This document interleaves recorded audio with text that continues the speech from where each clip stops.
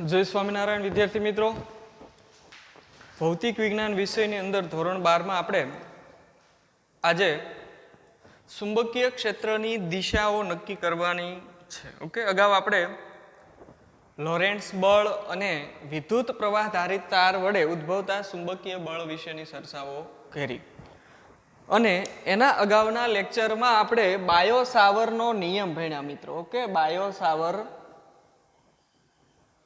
નો નિયમ. આ બાયો સાવરનો નિયમ શું હતો?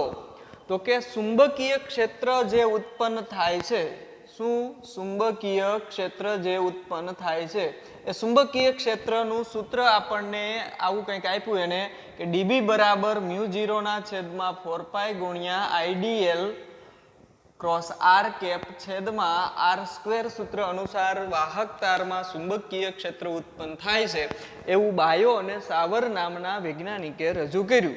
તો પ્રશ્ન એવો થાય કે આ જે ચુંબકીય ક્ષેત્ર જે છે એ સદિશ રાશિ છે અને સદિશ રાશિ હોય તો એને મૂલ્ય અને દિશાની જરૂર પડે. તો મિત્રો અહીંયા મૂલ્ય તો આપણે આ સમીકરણની મદદથી મેળવી શકીશું. ઓકે, જેમાં તમે μ0/4π ની કિંમતો મૂકો, આઈડીએલ ની કિંમત, આર કેપની અને આર સ્ક્વેરની કિંમત મૂકો એટલે મૂલ્ય મળી જાય. પરંતુ દિશા નક્કી કરવી હોય તો શું કરવું જોઈએ? તો આપણે જોઈએ કે ચુંબકીય ક્ષેત્રની દિશા કેવી રીતે નક્કી થાય છે. તો આપણે બે અહીંયા હું મુદ્દા લઉં છું. ચુંબકીય ક્ષેત્રની દિશા. ઓકે, ચુંબકીય ક્ષેત્રની દિશા જાણવી, જે માત્ર તમારે ઔપચારિક પ્રશ્ન છે, કોઈ હેતુલક્ષી ટૂંકો તમને જ્ઞાન માટેનો આ પ્રશ્ન છે કે જો વિદ્યુત પ્રવાહ ધારિત તાર હોય, આપણે બે રીતે ચુંબકીય ક્ષેત્ર જોઈશું. વિદ્યુત પ્રવાહ ધારિત તાર, વિદ્યુત પ્રવાહ ધારિત તાર હોય, ઓકે, અને એમાં એની આસપાસ ચુંબકીય ક્ષેત્ર ઉત્પન્ન થતું હોય ત્યારે એ ચુંબકીય ક્ષેત્રની દિશા શોધવા માટે કે દિશા જાણવા માટે શું કરવું જોઈએ? ઓકે, તો આપણે જોઈએ કે હું અહીંયા એક વિદ્યુત પ્રવાહ ધારિત તાર છે એને દોરું છું. આ એક વિદ્યુત પ્રવાહ ધારિત તાર છે મિત્રો. ઓકે, આપ જોઈ શકો છો આ વાહક તાર છે જેમાંથી વિદ્યુત પ્રવાહ છે એ પસાર થઈ રહ્યો છે આ દિશામાં. અહીંયા આપણે દિશા પણ દર્શાવીએ. ઓકે, આઈ જેટલો કંઈક વિદ્યુત પ્રવાહ છે એ ઉપરની દિશામાં પસાર થાય છે. તો ઓસ્ટરડે નામના વૈજ્ઞાનિકે એવું કીધું કે જ્યારે કોઈ વાહક તારમાંથી વિદ્યુત પ્રવાહ પસાર થાય ત્યારે એમાં એની નજીક જો ચુંબકીય સોય રાખવામાં આવે તો એ ચુંબકીય સોય કોણાવર્તન અનુભવે છે, એવું ઓસ્ટરડેએ કીધું. ઓકે, તો ત્યારે એ જે ચુંબકીય ક્ષેત્ર હશે કેવી દિશામાં મળશે આપણે તો જોઈએ આપણે કે આના માટે શું કરવાનું હોય છે. ઓકે મિત્રો, તો કે આની જે ચુંબકીય ક્ષેત્ર રેખાની દિશા જાણવા માટે જમણો હાથ લેવાનો. શું લેવાનો છે? તો કે જમણો હાથ લેવાનો. આ જમણા હાથનો અંગૂઠો ક્યાં રહે? તો કે પ્રવાહની દિશામાં રહે. ઓકે, જમણા હાથનો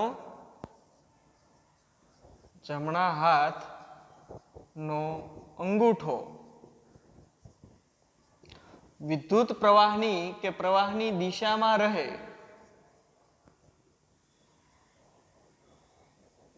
રહે તથા આંગળીઓ વાહક તારને વીંટળાય ત્યારે આંગળીઓ વાહક તારને જે દિશામાં વીંટળાય તે દિશામાં ચુંબકીય ક્ષેત્ર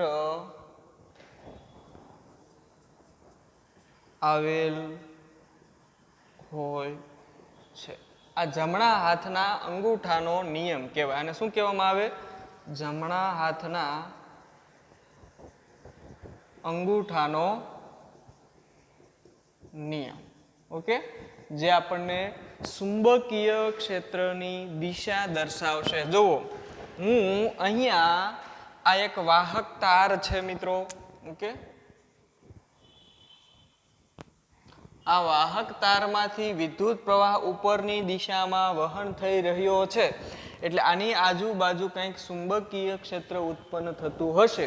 એ જાણવા માટે હું જમણા હાથના નિયમનો અંગૂઠાનો ઉપયોગ કરું તો જમણા હાથ લેવાનો, એનો અંગૂઠો વિદ્યુત પ્રવાહની દિશામાં રહે એવી રીતે મૂકવાનો.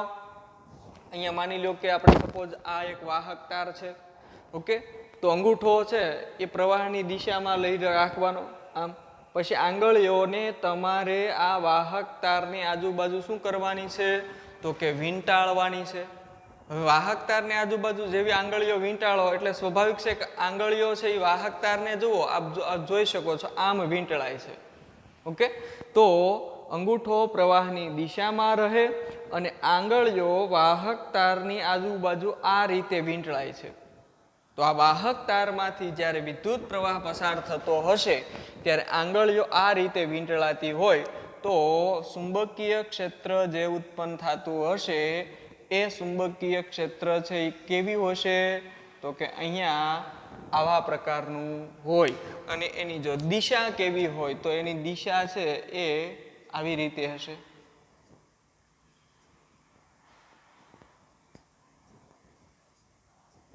ઓકે, અહીંથી ચુંબકીય ક્ષેત્ર રેખા બહાર આવશે અને અહીંયા દાખલ થતી હોય. ઓકે, બહાર દાખલ થતી હોય તો ક્રોસની નિશાની વડે દર્શાવાય અને બહાર આવતું હોય તો ડોટની નિશાની વડે દર્શાવાય. આ મતલબ શું છે? અંદર દાખલ થાય છે એવું દર્શાવે છે. અને આ શું આવે છે? ચુંબકીય ક્ષેત્ર રેખા બહાર આવે છે, અહીંથી બહાર આવતી હોય અને અહીંથી દાખલ થતી હોય. કારણ કે 2 ડાયમેન્શનમાં છે એટલે આપણે એને દર્શાવી 3D માં ન શકીએ. એટલે બહાર જતી અને અંદર આવતી દિશા છે એ આપણે દર્શાવી છે. ઓકે, તો વિદ્યુત પ્રવાહધારિત તાર હોય તો એના વડે જે ચુંબકીય ક્ષેત્ર ઉત્પન્ન થાય છે એ ચુંબકીય ક્ષેત્ર છે એ બી કેવી રીતે શોધવામાં આવે છે? તો કે જમણા હાથના અંગૂઠાના નિયમ ઉપરથી મેળવવામાં આવે છે. તો આપણે દરેકે જોયું હશે કેવી રીતે આપણે મેળવવું. ચાલો હવે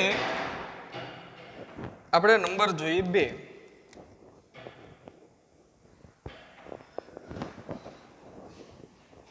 વિદ્યુત પ્રવાહ ધારિત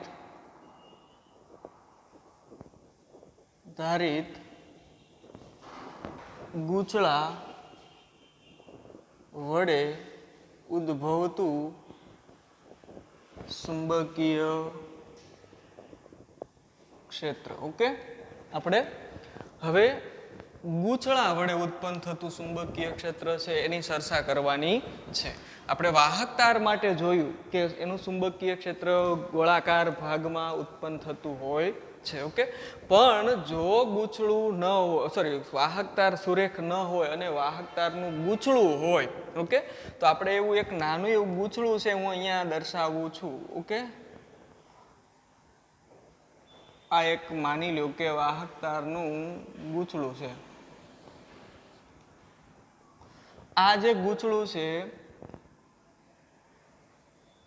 એક વાહક તાર છે.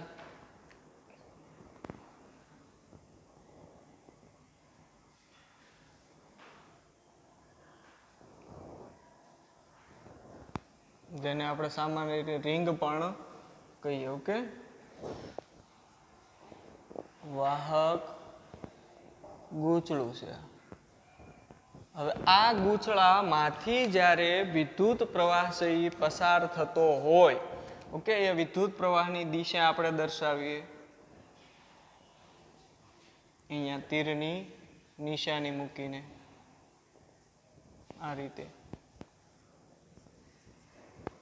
તો વિદ્યુત પ્રવાહ છે એ આવી રીતે શું થાય છે? ગૂંચળામાંથી પસાર થાય છે. તો આ ગૂંચળા કે રિંગમાં ઉદ્ભવતું ચુંબકીય ક્ષેત્ર કેવી રીતે આપણે શોધી શકીએ મિત્રો? ઓકે, તો હવે અહીંયા શું કરવાનું? ઓકે, તો એના માટે આપણે સમજણ મેળવીએ કે ભાઈ આ ગૂંચળું છે. ઓકે, હવે અહીંયા અંગૂઠો તમે આમ રાખો પ્રવાહની દિશામાં જમણા હાથનો અને આંગળીઓને વીંટાળો, તો આંગળીઓ વીંટળાય વાહક તારને આ દિશામાં વીંટળાય. ઓકે, એટલે જ્યારે પણ વાહક તારનું ગૂંચળું હોય મિત્રો, ત્યારે ગૂંચળાવાળા ભાગની અંદર જો ચુંબકીય ક્ષેત્ર આપણે શોધવું હોય તો એની અંદર યાદ એ રાખવાનું કે ભાઈ હેલિકલ એક ગૂંચળું છે. રેડી?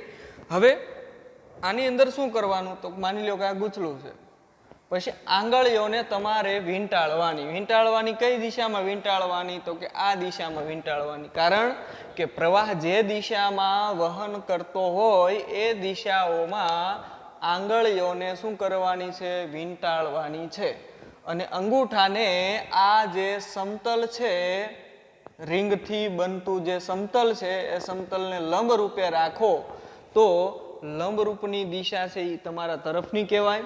તો ચુંબકીય ક્ષેત્ર રેખાઓ આના વડે જે ઉત્પન્ન થતી હશે એ કેવી હશે?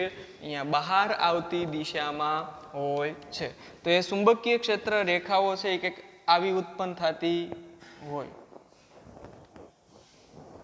આવું કંઈક એનું ચુંબકીય ક્ષેત્ર છે એ આપણને જોવા મળે છે.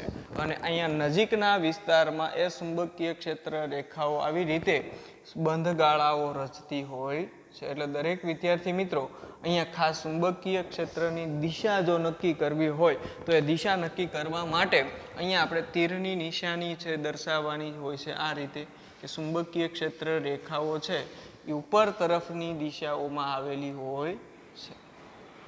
અને અહીંયા ચુંબકીય ક્ષેત્ર રેખાઓ છે એ બંધ ગાળાઓ રચતી હોય છે. એટલે જમણા હાથના અંગૂઠાનો નિયમ પણ લાગુ પડશે. ઓકે, અહીંયા આપ જોઈ શકો અંગૂઠો પ્રવાહની દિશામાં રહે તો આંગળીઓ વીંટળાની આમ, તો અહીંથી દાખલ થાય છે અને અહીંયા બહાર આવે છે. અહીંયા પણ એવું જ છે, પણ સંયુક્ત અંદરના ભાગમાં ચુંબકીય ક્ષેત્ર રેખાઓ છે એ ઉપરની દિશાઓમાં આવેલી હોય.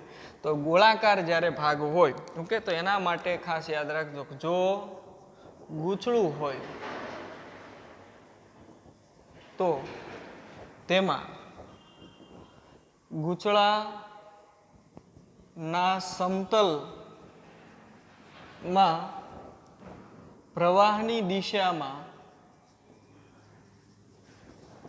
આંગળીઓ વીંટાળવાની. આંગળીઓ વીંટાળતા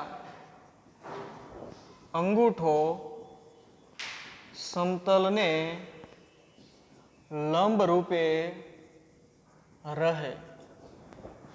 આમ અંગૂઠો ચુંબકીય ક્ષેત્રની ઓકે દિશા દર્શાવે છે. તો આવી રીતે આપણે લૂપ જ્યારે હોય ત્યારે પણ ચુંબકીય ક્ષેત્ર છે એ કઈ દિશામાં આવેલું હશે તે નક્કી કરી શકીએ છીએ મિત્રો. ઓકે, તો મિત્રો આપણે ચુંબકીય ક્ષેત્રની દિશા જમણા હાથના અંગૂઠાની નિયમની મદદથી મેળવી. ગૂંચળા માટે પણ ચુંબકીય ક્ષેત્રની દિશા નક્કી કરી. હવે આપણે એમ્પિયર સર્કિટલનો નિયમ છે એ જોવાનો છે. ઓકે, એમ્પિયરના સર્કિટલનો નિયમ સમજાવો અને એના ઉપયોગ. એમ્પિયર સર્કિટલનો નિયમ તથા ઉપયોગ.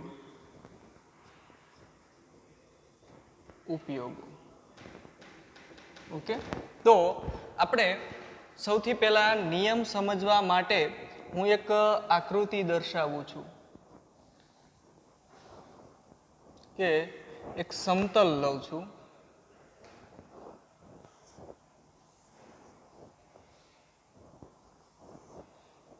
આ જે સમતલ છે એ સમતલની અંદર આપણે એક બંધ ગાળો લઈશું. ઓકે, એટલે કે વાહક તાર છે એ થોડીક હું આકૃતિ જુદી દર્શાવું છું મિત્રો એટલા માટે કે તમને સમજવામાં ખ્યાલ રહેશે. ઓકે,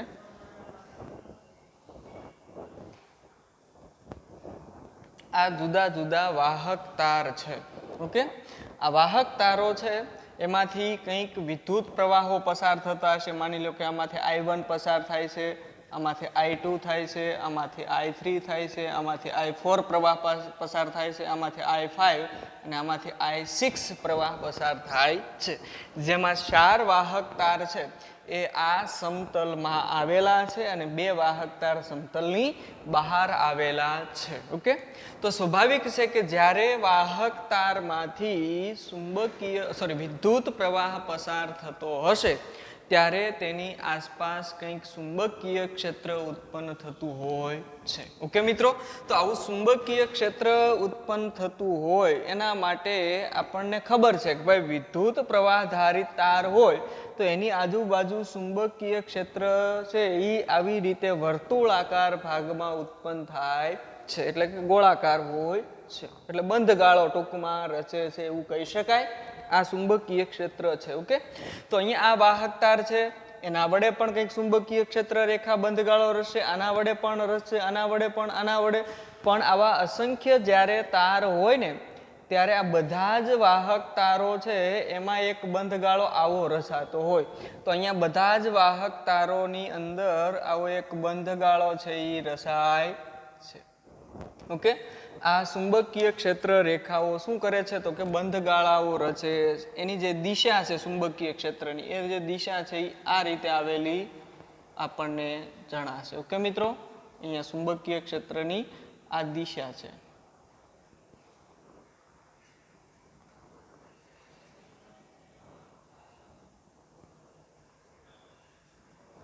આવી રીતે આપણે એની દિશા છે એ દર્શાવી શકીએ. ઓકે, અહીંયા વાહક તારમાંથી વહેતો જે વિદ્યુત પ્રવાહ છે એ જુદી જુદી દિશાઓમાં હોઈ શકે. ઓકે, તમે એ કોના આધારે જે તે દિશા છે એ નક્કી કરી શકો. માની લો કે આની જે દિશા છે એ નીચે તરફ છે, આ 2 વાહક તારોમાં પ્રવાહની દિશા ઉપર તરફ છે, અહીંયા તમે ઉપર તરફ લ્યો,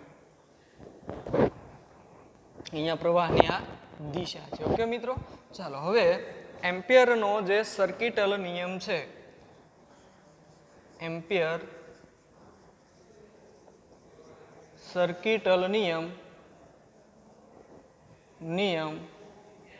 એ વિદ્યુત ક્ષેત્ર માટે ગાઉસના નિયમ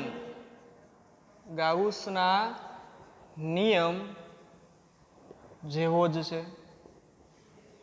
ઓકે, ગાઉસનો નિયમ શું હતો કે વિદ્યુત ક્ષેત્રનું રેખા સંકલન આપણે કરીએ, કોઈ પણ વિસ્તારમાં વિદ્યુત ક્ષેત્રનું રેખા સંકલન કરીએ તો તે વિસ્તારમાં આપણને વિદ્યુત ક્ષેત્ર અંગેનો ખ્યાલ છે એ આપે છે. જે આપણે ખબર હોય તો તમને આવું ભણ્યું કે ભાઈ E × A બરાબર 5 × μ0 અથવા તો ε0, આપણે એવું સમીકરણ છે એ, અથવા 5 બરાબર E × A, આવો આપણે ગાઉસનો નિયમ છે એ ભણ્યા. તો અહીંયા કોનું સંકલન છે તો કે વિદ્યુત ક્ષેત્રનું રેખા સંકલન છે. તો વિદ્યુત ક્ષેત્રના રેખા સંકલનથી આપણને ગાઉસનો નિયમ જેમ પ્રાપ્ત થાય છે એમ આપણે જો ચુંબકીય ક્ષેત્રનું રેખા સંકલન કરીએ તો આપણને મિત્રો એ એમ્પિયરના સર્કિટલનો નિયમ છે એ મળે છે. એટલે મેં એવો શબ્દ અહીંયા વાપર્યો છે કે એમ્પિયરનો જે સર્કિટલ નિયમ છે એ વિદ્યુત ક્ષેત્ર માટે ગાઉસના નિયમ જેવો જ નિયમ છે. ઓકે, તો આપણે જોઈએ કે આ નિયમથી આપણને શું ફાયદો છે. ઓકે, તો એની આપણે ચર્ચા કરીશું કે કેવી રીતે આપણે ગાઉસના નિયમથી આગળ છે એ મેળવી શકીએ. ઓકે, તો એમ્પિયર સર્કિટલનો નિયમ એ વિદ્યુત ક્ષેત્ર માટે ગાઉસના નિયમ જેવો જ નિયમ છે. જેમ આપણે વિદ્યુત ક્ષેત્રનું રેખા સંકલન કરી અને ગાઉસનો નિયમ મેળવીએ છીએ એમ આપણે ચુંબકીય ક્ષેત્રનું જો રેખા સંકલન કરીએ તો આપણને એમ્પિયરના સર્કિટલનો નિયમ છે એ મિત્રો મળે છે. ઓકે, તો આપણે જોઈએ કે આકૃતિમાં એક સમતલમાં જુદા જુદા વાહક તારો છે એ દર્શાવ્યા છે. ઓકે, જે આપણને તેમાંથી વહેતા પ્રવાહોની દિશા પણ દર્શાવે છે. આકૃતિમાં એક સમતલમાં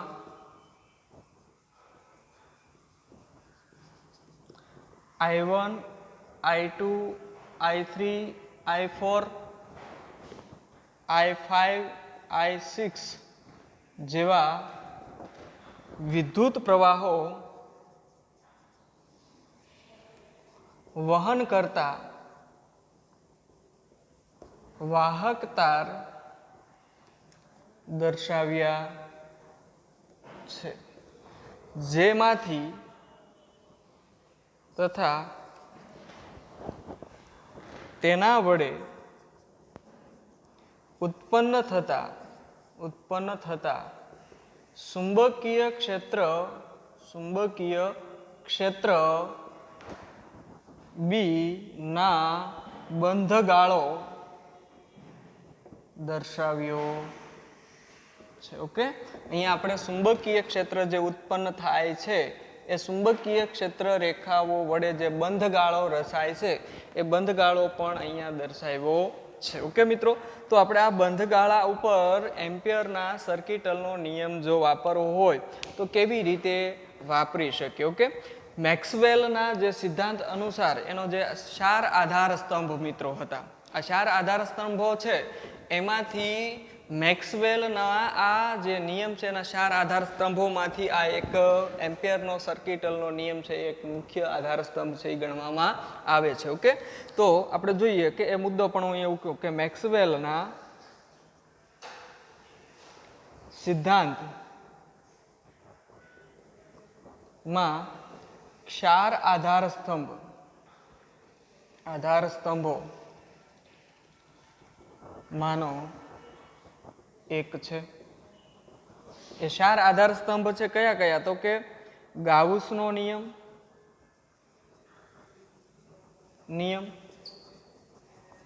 જે વિદ્યુત ક્ષેત્ર માટે છે.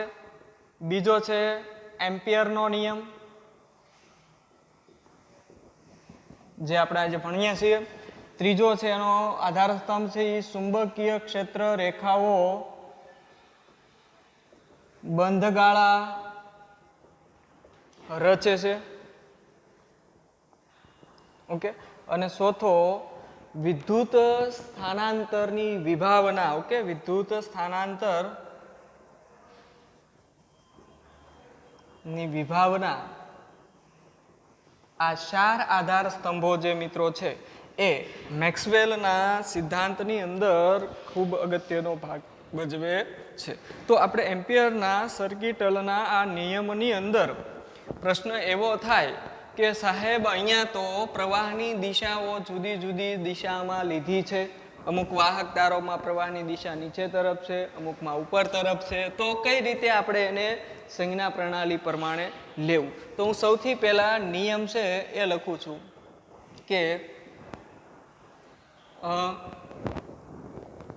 અહીં વાહક, ઓકે, અહીં વાહક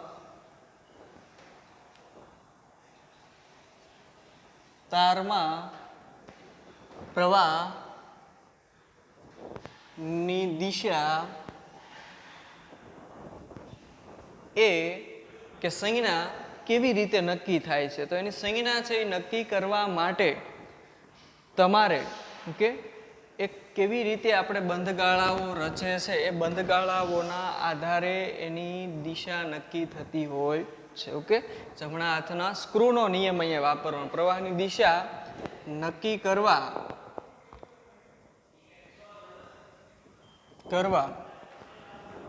જમણા હાથના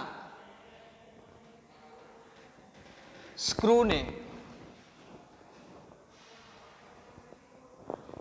લઈ સ્ક્રૂને પ્રવાહની દિશામાં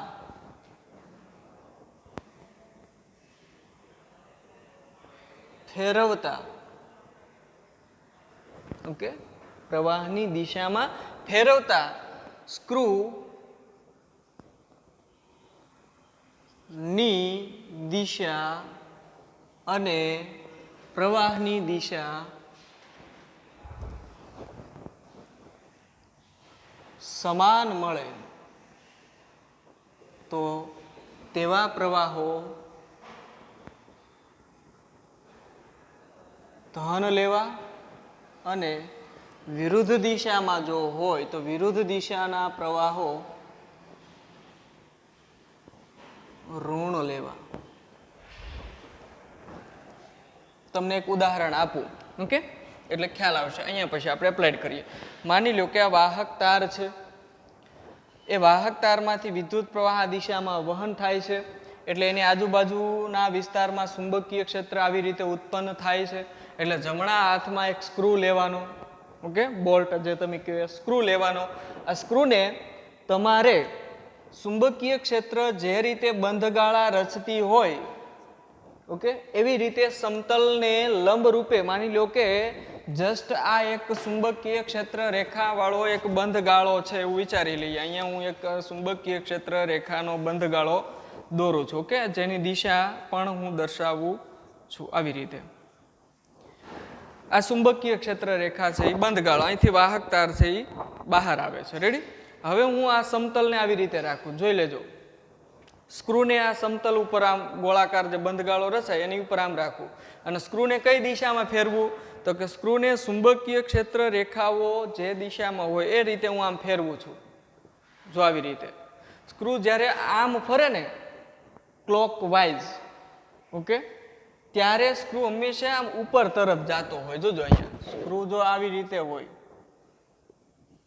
આ માની લ્યો કે સ્ક્રૂ છે, ઓકે, સ્ક્રૂને તમે જ્યારે આ રીતે ભ્રમણ કરાવો, આવી રીતે રોટેશન આપશો એટલે સ્ક્રૂ કઈ દિશામાં આગળ વધે? તો કે ઉપરની દિશામાં આગળ વધે. તો એ જ દિશામાં અહીંયા પ્રવાહની દિશા છે. તો આ જો પ્રવાહ આઈ દાખલા તરીકે હોય તો આ આઈ પ્રવાહ છે એ લેવાય કેવો? તો કે ધન લેવાનો. બીજું, માની લ્યો કે પ્રવાહની દિશા છે એ આમ હોત તો હવે સ્ક્રૂને તમે ફેરવો તો સ્ક્રૂ તો આગળ તરફ જ જવાનો, પણ પ્રવાહની દિશા કેવી છે? તો કે એનાથી વિરુદ્ધ છે. એટલે કે સ્ક્રૂની દિશા અને પ્રવાહની દિશા પરસ્પર વિરુદ્ધ છે. તો એવા પ્રવાહને કેવો લેવાનો? માઇનસ લેવાનો. તો અહીંયા આપ જોઈ શકો છો કે I1 પ્રવાહ છે એ કેવો લેવાશે? તો કે I1 પ્રવાહ છે, અહીંયા તમે જમણા હાથના સ્ક્રૂને આ બંધગાળો જે છે એના સમતલને લંબ રૂપે રાખો અને સ્ક્રૂને જમણા હાથ વડે ફેરવો પ્રવાહની દિશામાં, ઓકે, તો અહીંયા સ્ક્રૂ છે એ ઉપર તરફ જશે અને પ્રવાહ વિરુદ્ધ દિશામાં, એટલે I1 લેવાશે, માઇનસ લેવાશે. I2 પણ માઇનસ લેવાશે. I3 માં જુઓ પ્રવાહની દિશા અને સ્ક્રૂની દિશા, ભ્રમણની દિશા બે ઉપર તરફ હોય એટલે પ્લસ આવશે. અહીંયા પણ પ્લસ આવશે, ઓકે, અહીંયા પણ પ્લસ આવશે અને અહીંયા પણ પ્લસ આવે છે. તો આ જમણા હાથના સ્ક્રૂના નિયમથી આપણે સંજ્ઞા પ્રણાલી. હવે એનો નિયમ જોઈએ. નિયમ શું છે? ખાસ મિત્રો આ નિયમ આપણે યાદ રાખવાનો, એમ્પિયરના સર્કિટલનો નિયમ, ઓકે. તો એનો નિયમ જે છે એ બંધ ગાળા માટે, ઓકે, ચુંબકીય ક્ષેત્રમાં કોઈ પણ બિંદુએ કે કોઈ બંધ વક્ર પર આપણે ચુંબકીય ક્ષેત્રનું રેખા સંકલન મેળવીએ ત્યારે નિયમ આવો થાય: ચુંબકીય ક્ષેત્રમાં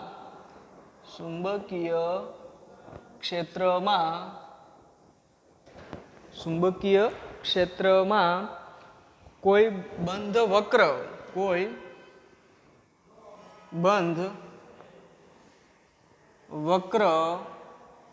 પર ચુંબકીય ક્ષેત્રનું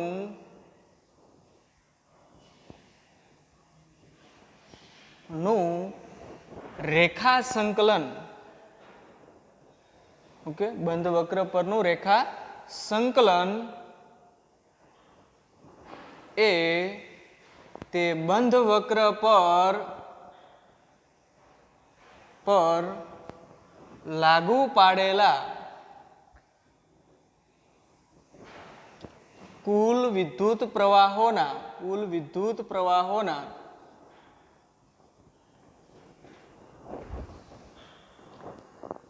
બેઝિક સરવાળા અને શૂન્યાવકાશ ની પરમિએબિલિટી જેને આપણે મ્યુ 0 કહીએ. પરમિએબિલિટીના ગુણાકાર બરાબર હોય છે. આ વાક્યને મિત્રો આપણે ગાઉસનો નિયમ તરીકે ઓળખાય. જો એને શાબ્દિક રીતે ગાણિતિક રીતે એને રજૂ કરવો હોય તો અહીંયા બંધ ગાળાઓ ઉપર કેટલું ચુંબકીય ક્ષેત્ર ઉત્પન્ન થાય છે તો કે બી જેટલું. તો આ ચુંબકીય ક્ષેત્ર એનું બંધ ગાળા માટે શબ્દ વાપરીએ એટલે અહીંયા જો ગોળાકાર ભાગ છે એનો મતલબ શું થાય? બંધ ગાળા ઉપર ચુંબકીય ક્ષેત્રનું રેખા સંકલન. એટલે આને કહેવાય, આ જે શબ્દ મેં લખ્યો ને કે બંધ વક્ર પર ચુંબકીય ક્ષેત્રનું રેખા સંકલન, આ જે અમે અંડરલાઈન કરી છે એ જે વાક્ય છે એને ગાણિતિક રીતે આ રીતે લખાય: ચુંબકીય ક્ષેત્રનું બંધ ગાળા પર રેખા સંકલન એ કેટલું હોય છે તો કે એ આ બંધ ગાળા ઉપર લાગુ પાડેલા કુલ વિદ્યુત પ્રવાહોના બેઝિક સરવાળા એટલે કે સિગ્મા